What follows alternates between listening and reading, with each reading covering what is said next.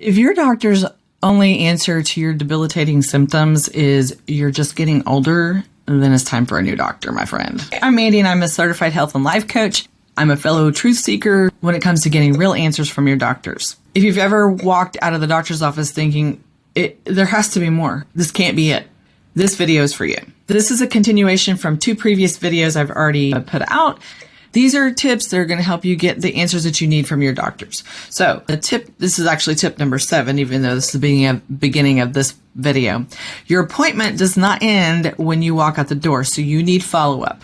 You'll want to review your notes that you wrote down. You're going to want to do a little bit more research about what it is that the doctor maybe, diagnosed you as or is thinking that maybe you have or whatever. And if something still feels fuzzy, like you didn't quite understand something that was said in the appointment, then email your doctor or send a message to them through the whatever patient portal that you may have. I message mine through the patient portal all the time, and sometimes the clearest questions and answers come after the adrenaline of the visit has worn off. And hey, getting an answer without another copay, that is always a win. Tip number 8, do not accept lazy answers.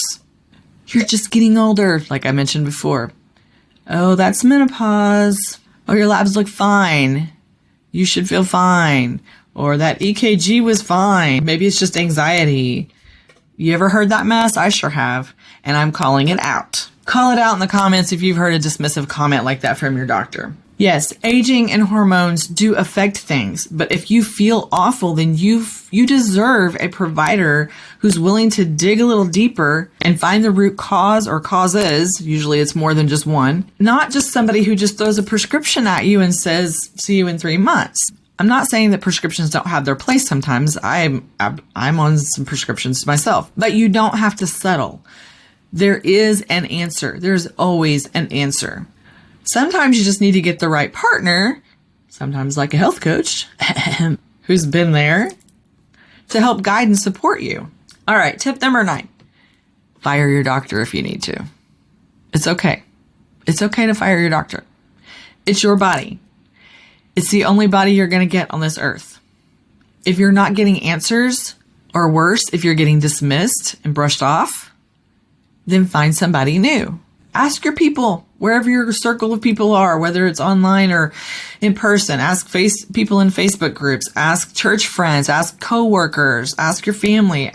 Get on the Google, as my mom would say, and Google functional medicine, holistic medicine, integrative medicine, or practitioners in your area.